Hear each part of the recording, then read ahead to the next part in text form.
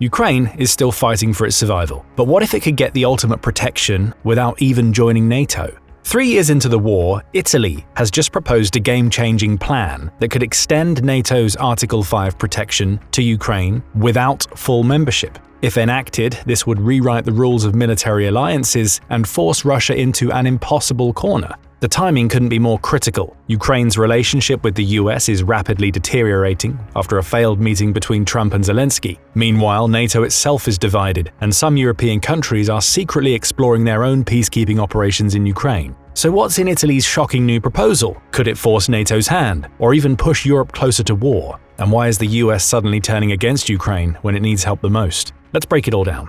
First, let's start with the exact details of Prime Minister Meloni's proposal made on March 6th. According to a report from the news outlet Ukrainska Pravda, following a press meeting in Brussels, one of the most up-to-date sources of daily proceedings in the war in Ukraine, Meloni suggested that Ukraine could gain the benefit of the collective defense principle that's at the heart of the NATO alliance and ratified by its Article 5 without actually being in the alliance itself. Meloni went on to further state, "I think that will be a stable, lasting, effective security guarantee, more than some of the proposals I'm seeing." This specifically refers to the various peacekeeping or ceasefire proposals that have circulated in meetings in the past few weeks, especially after the US made a 180-degree turn away from NATO's prevailing ideology and moved closer to Russia's position. The proposal could even go as far as to suggest NATO might extend Article 5 protection to practically any territory in the world, regardless of whether it's a NATO member or not. More realistically, however, it's fairly obvious that the proposal for extension to include Ukraine is a patchwork solution for a complicated problem that doesn't have an easy fix.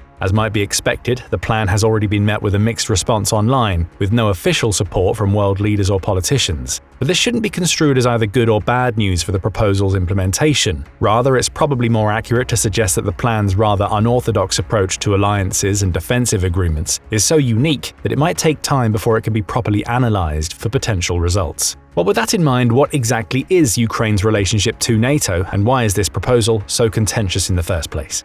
Ukraine's history with NATO practically began when the country gained its independence in the aftermath of the collapse of the Soviet Union. Since gaining its independence, Ukraine has basically yo-yoed between having a government that's pro-Russian or pro-Western. In the 1990s, Ukraine cooperated with NATO but remained neutral, seeking good relations with both the West and Russia. In 1994, Ukraine, alongside Russia, the US and the UK, signed the Budapest Memorandum, which saw Ukraine returning its stockpiles of nuclear weapons inherited from the Soviet Union to Russia in return for security and assurance against aggressive actions from the country or threats to its territorial sovereignty. In 1997, it signed a special partnership agreement with NATO, dubbed the Charter on a Distinctive Partnership, recognizing cooperation but stopping short of membership. However, a sudden shift in stances occurred during the 2004 Orange Revolution, which saw the former pro-Western Ukrainian president Viktor Yushchenko rise to power. Yushchenko pushed for Ukraine to develop deeper ties with the West, which resulted in more support for Ukraine to become part of the European Union. The Union would also allow it to share in some of the Union's economic benefits. Still, support for the country's NATO membership remained low due to the ongoing Russian influence in the country, which sowed internal divisions. In 2010, Yushchenko was succeeded by Viktor Yanukovych, who reversed many of the pro-European policies enacted between 2004 and 2010. Technically speaking, Yanukovych declared Ukraine a non-aligned state and curtailed any possibilities of the country achieving NATO ascension. In fact, Yanukovych leaned so heavily towards Russia that he rejected a possible EU deal in 2013. This brought on significant backlash, which led to the 2013-14 Euromaidan movement, which ousted Yanukovych from the government and changed the regime to a pro-Western one again. But the new government didn't have time to enact meaningful policies, specifically the ones that would move the country closer to NATO, as 2014 was the same year that Russia invaded and annexed Crimea and sparked a conflict in the region that has smoldered ever since. In truth, the annexation of Crimea could be easily construed as an attempt by the Russian government to undermine Ukraine's territorial sovereignty and geopolitical leanings, which we'll discuss shortly. Despite the Crimean conflict, or perhaps because of it, the Ukrainian government began accelerating its efforts to join NATO, making it an official strategic objective to be achieved by 2017. In fact, they went so far as to put it into the country's constitution in 2019. Ukraine's efforts to join NATO gained further momentum as it implemented reforms to align its military and government with NATO standards, including tackling corruption, improving defense capabilities, and strengthening democratic institutions. However, NATO remained cautious about offering full membership, fearing it would provoke Russia and escalate tensions, which turned out to be a self-fulfilling prophecy. For Russia, Ukraine's potential NATO membership has drawn near to one of its infamous and frequently fluctuating red lines. Moscow views NATO expansion as a threat to its influence and security, particularly in former Soviet territories. Russian President Vladimir Putin has repeatedly opposed NATO's presence near Russia's borders, and Ukraine's alignment with the West was seen as unacceptable. Ukraine was a particular target of this vitriol due to the cultures and values they share with Russia, at least until the 2010s, unlike some former Soviet nations like the Baltic states. Russia's opposition to NATO expansion would end up playing a key role in its decision to invade Ukraine in February 2022, at least on the surface. The Kremlin justified the full-scale invasion by claiming they were protecting Russian supporters in Ukraine and preventing NATO's expansion, though at that point NATO had not officially offered membership. This tug-of-war between Russia and Ukraine concerning the latter's possible NATO membership and even its mere application for membership follows a clear pattern that Russia has perpetuated for well over a decade. Whenever Ukraine starts shedding off pro-Russian influences, Russia reacts aggressively while painting the move as defensive posturing that threatens its own internal geopolitical interests. We mentioned that the current invasion of Ukraine was done in part to prevent Ukraine's ascension to NATO. This is true, to the extent that Russia holding pieces of Ukrainian territory makes the latter technically have territorial disputes in active conflict with at least one other nation. This is important because NATO has historically been hesitant to admit countries that have current territorial disputes. In theory, this is not a hard rule. The NATO ascension process follows an open-door policy where European countries can submit their intent for an application, after which the alliance will typically develop a specific membership action plan, or MAP, curated to that country's development compared to the general standard of other members. However, more strictly speaking, all members of the alliance must sign the Washington Treaty, which contains the 14 founding articles of the alliance, including the famous Article 5, which we'll get to in a bit. Among those is Article 8, which states that each party declares that none of the international engagements now in force between it and any other parties or any third state is in conflict with the provisions of this treaty, and undertakes not to enter into any international engagement in conflict with this treaty. From a literal standpoint, Ukraine's ongoing war with Russia could violate the founding NATO articles. In a similar vein, NATO is also hesitant to accept a country in an open conflict because it might automatically trigger the aforementioned Article 5, essentially plunging most of Europe into war. But let's discuss the pivotal Article 5 for a bit. While the entire article is quite lengthy, the important part for our purposes is the following. The parties agree that an armed attack against one or more of them in Europe or North America shall be considered an attack against them all. This stipulates that all parties are practically bound to defend a fellow nation against any other member's aggressor. In essence, Article 5 represents a level of protection against both conventional and nuclear attacks that is unprecedented in the modern world. It is exactly the reason that NATO has been so effective in maintaining and growing its influence over the past 3 decades. Somewhat ironically, these guarantees are only effective during peacetime. Article 5, in theory and likely in practice, only protects a country that currently isn't in an open conflict from being plunged into one. The presence of a concerted defense that includes a considerable number of the alliance's members who are among the top 10 economies and top 20 militaries in the world, with the US taking both first spots specifically, means that Article 5 will hopefully prevent a non-member nation from making any aggressive move. There are no practical applications for Article 5 being used to stop an active aggressor from initiating or escalating an ongoing conflict. The latter is why NATO has been hesitant to discuss Ukraine's possible inclusion in the organization during the course of the war. At some point, Ukraine even suggested that it cede the portion of territory Russia currently controls in exchange for an Article 5 guarantee on the rest of the country and their eventual ascension to NATO. Ukraine's objective in proposing this version of the ceasefire or peace agreement, depending on how it will be enforced, was to try to gain back the lost territory via diplomatic channels, hopefully by having NATO draw up some concessions to Russia that would pacify its aggressive posturing toward former Soviet countries in Europe or its other NATO neighbors like Finland.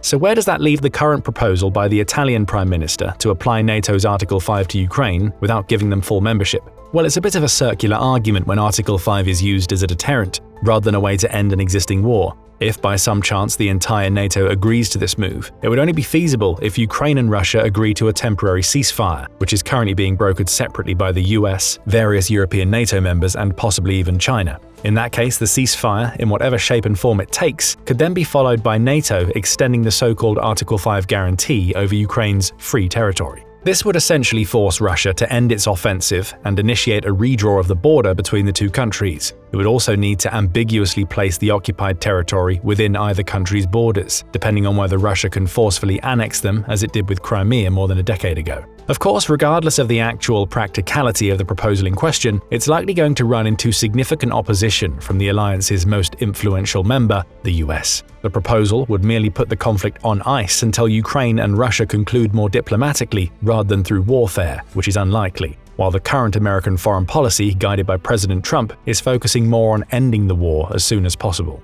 Trump's most recent proposal could work directly counter to the SHIELD expansion one, as the former precludes Ukraine from ever becoming a NATO member and also yields to Russia the territory it took over the past 3 years. Even worse for Ukraine, Trump's proposals hinge on Ukraine also surrendering a large portion of its mineral resources to the US, although it's not quite clear just how connected the two pieces of the deal are. Regardless, the most recent iteration of the ceasefire or peace proposals offered by the US put Ukraine at a significant disadvantage, as they don't give it any practical guarantees against Russia repeating the invasion at a later date to finish the job, so to speak. Instead, it puts Ukraine into a sort of limbo where it doesn't have NATO protection, is forbidden from ever joining it, and parts of its territory have been stripped away and given to Russia in what Trump calls a fair conquest. To counter the US proposal, the European part of the NATO Council has brought forth the possibility of stationing peacekeepers from across Europe in Ukraine, but even that is undecided. This stems from the significant inter-NATO disputes involving members who have historically sided more with Russia, such as Turkey, Hungary, and Slovakia.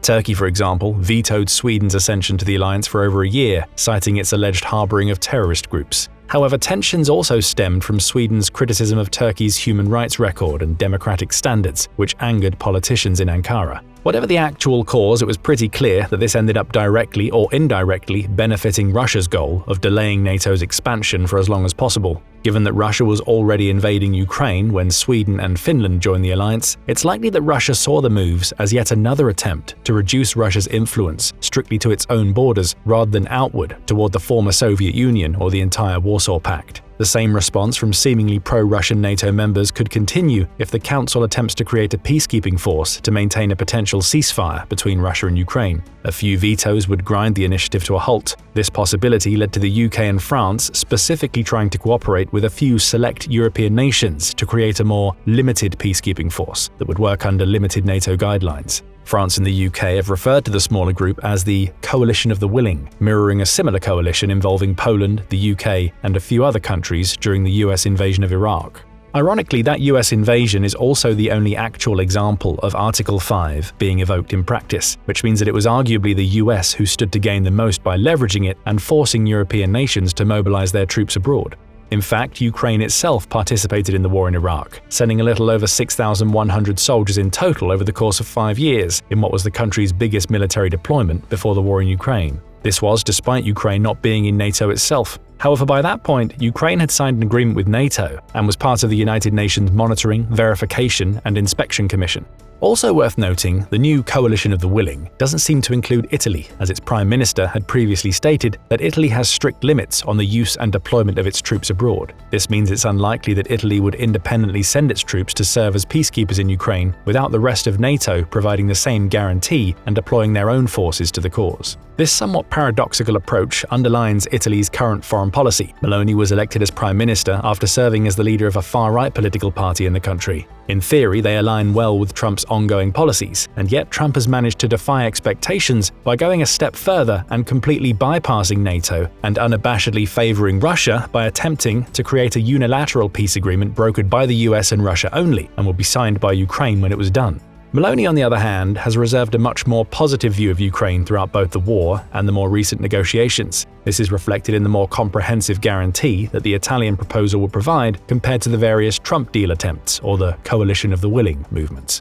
Ukraine has stated that it's cautiously interested in Meloni's proposal, as it underscores a more complete security guarantee than any other option on the table that doesn't include full NATO membership. The country's foreign ministry had stated that they would like to know more about it before accepting. There are two major factors working against Ukraine. First, Zelensky is rapidly running out of negotiation bargaining chips. While it's clear that the European part of NATO supports Ukraine trying to get out of the war with its entire territory intact, the US has tried more aggressive tactics to end the conflict quicker, which includes imposing significant economic damage to both parties involved in the war if a deal cannot be reached. That the proposal needs to be unanimous pretty much makes it unlikely that it will be approved due to its perceived anti-US agenda. Secondly, Ukraine is also running out of manpower and equipment to use in the war. The country's conscription efforts have been steadily increasing over the past 3 years. However, despite that, Russia maintains a clear numbers advantage in the total active manpower, owing to the fact that it contains more than 3 times Ukraine's overall population. By some estimates, Ukraine might have enough people to man the front lines for another 6 months before it starts experiencing permanent manpower deficits. Both Russia and the US know this, hence Trump's attempts to end the war as quickly as possible. While a peace deal forged quickly would technically save more lives, the US can afford to be more aggressive with its terms, knowing that Ukraine is on thin ice if the rest of NATO doesn't reach a consensus about peacekeeping forces and enforcing security guarantees on Ukrainian soil. Regardless of the stance NATO members will take toward the Italian proposal, one thing is clear: all sides of the conflict have long roads ahead of them diplomatically. Ukraine may be forced to shape its peace proposals in a way that seemingly favors Russia, or at least halt any talks of Ukraine joining NATO, in an attempt to cow Russia into accepting the most favorable deal for Ukraine, while still allowing Russia to feel as if they've won. But what do you think? Does the Italian idea have merit, and could this lead to Europe getting plunged into war? Thanks for watching, and leave a comment below. Now go and check out Ukraine Can't Believe What Finland Just Did. Insane support, or click this other video instead.